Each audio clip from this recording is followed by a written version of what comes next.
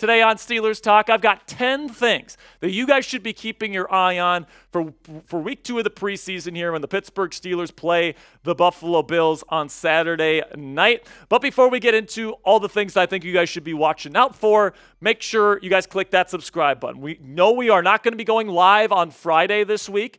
I have my day off on Friday in preparation for Saturday's watch party, so we won't be going live on Friday, but we will be going live Saturday night for this preseason matchup, which we're going to be going live at 6 p.m. Eastern Time, an hour before kickoff, with a full hour of pregame coverage. We're going to be going over a bunch of stuff, Super Chat Paloozas, all this great stuff, man. Had a great time on last week's watch party. It's going to be another good one this week, so make sure you guys click that subscribe button for live watch parties for our Pittsburgh Steelers all season long. Every preseason, regular season, and hopefully postseason game, we're going to be going live for here with our watch parties. So if you want to hang out with your fellow Yinzers here on Steelers Talk on game days this year, now's your time. Click that subscribe button. First thing to be watching out for, pretty obvious here, Russell Wilson looking like he's going to get his first game action in a Steelers uniform this week. He's gotten up to full health in practice. He's even gotten to the point where he's taking a large majority of first-team reps. He took about 90% of the first-team reps on the final practice in Latrobe on Wednesday here. So he's looking sharp. He's throwing the ball downfield with accuracy. He's throwing over the middle of the field a lot, which is something he hasn't done a ton in his career. So he seems to really be buying into the Arthur Smith system. However, we need to see it against the live pocket, all right? Nobody's allowed to hit the quarterback in these practices. Kenny Pickett was a training camp and preseason god, all right? So we need to see Russell Wilson not suck against a preseason defense. Plain and simply. He needs to go out there and needs to prove that he should be this team's starting quarterback, all right? And at this point, he has to earn it, okay? Justin Fields has played well enough to this point in camp where Russell Wilson needs to go out there and earn the position for week 1 and beyond. I'm very interested to see if he's still having the courage to throw over the middle of the field with a live pass rush coming after him. Another thing I'm going to be looking out for, the other quarterback here that looks like he's going to be getting time in with the second-team offense, and that's Justin Fields. And the question is, can he play a cleaner game? Now, to be absolutely clear here, I don't think that Fields had a bad game against Houston. All right, I think both of the sacks that he took were not on him. They were mostly coverage sacks, and there was bad offensive line play. Also, the 2 fumbles, I do not think were on him. I believe those were on Nate Herbig. Okay, I think that the placement of the snap was poor on the center's part, and that's not on the QB.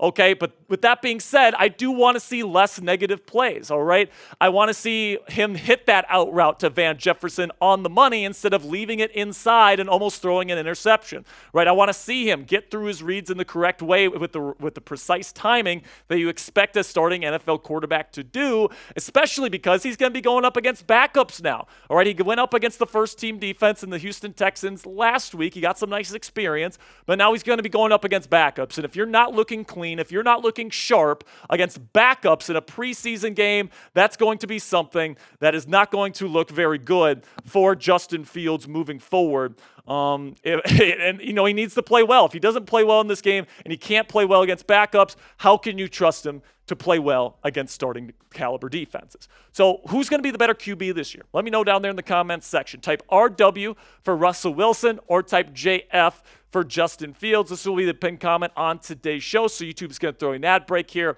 in just a couple of seconds. And when that happens, take advantage of that time. But let me know who's the best quarterback on the Steelers roster.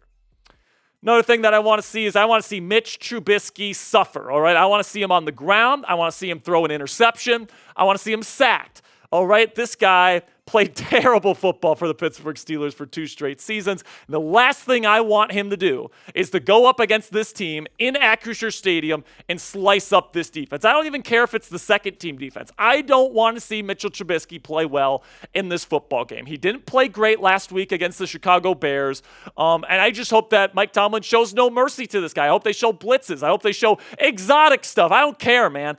Don't let Mitchell Trubisky get hot because that's going to be a terrible look for this football team if he slices and dices them. Fourth thing to be watching out for here is who's going to stand out at the edge rusher position, because now that Marcus Golden is retired and the team hasn't really brought in any answers in terms of that fourth edge rusher, there's now 4 people that are kind of vying for that fourth edge rusher spot. We know TJ Watt's number 1, Alex Highsmith is number 2, and Nick Herbig is number 3. But in terms of that number 4 spot, Kyron Johnson and Jeremiah Moon are the favorites. But then undrafted free agents and Julius Welshoff and Jacoby Windman could both potentially win the job. I think Welshoff and Windman both have had really good camps.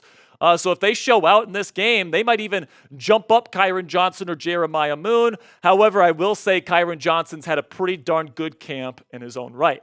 Now coming up here, I got more preseason week 2 storylines to get with you guys, including my thoughts on what I'm going to be watching out for rookie center Zach Frazier. Before I reveal that, let's have word from our sponsor here at PrizePicks, which is the easiest and most exciting way to play daily fantasy sports. Unlike other apps, PrizePicks is just you against the numbers. All you have to do is pick more than or less than on 2 to 6 player stat projections and then watch the winnings roll in. Get in on the daily action with your friends and become a part of the PrizePicks community today. You can now win up to 100 times your money on PrizePicks right now with as little as 4 correct picks, which means you can turn $10 into $1,000. That is, if you know ball. PrizePicks is the best way to win real money this football season. Which players are going off, which ones aren't. Make your picks in less than 60 seconds and turn your sports opinions into real money all season long on PrizePicks. Now, obviously, there's no football projections to do right now, but we do have basketball projections. I'm going to take the more on Luka Doncic here, the more on Stephen Curry, and the more on Victor Wembanyama. Is this for preseason, Coop, or is those just... Those are just season projections. Cool. So you guys can download the PrizePicks app today and use Coop CLNS for a first-time deposit match up to $100. That's code CLNS on PrizePicks right now for a deposit match up to $100. PrizePicks, run your game. Another thing I'm going to be looking for here in this Week 2 preseason matchup is how much run does Zach Frazier get with the first-team offense? Now, Nate Herbig did suffer a little bit of an injury at Wednesday's practice, so it's definitely possible that he doesn't play much, and in that case, I think Frazier could play quite a bit with the first-team offense, and I thought, played really well against Houston. Now, obviously, he was in the game against second-teamers and backups, so I'm kind of interested to see if he can have that same level of success as both a run and pass protector here against a first-team NFL defense. That's definitely going to intrigue me on Saturday night. Another thing to watch out for is the special teams game here. Will Cordero Patterson and Calvin Austin III get to play on special teams? We did not see either of them play their respective positions. CA3 is supposed to be the starting punt returner, and then Cordero Patterson is supposed to be one of the kick returners for the Steelers this year. So Patterson's back from injury. Quez Watkins was so bad in last Friday's game against Houston. There's no way you can put him back out there. So I don't know if they're going to put Scotty Miller back there. I don't know if they just put Calvin Austin III in there.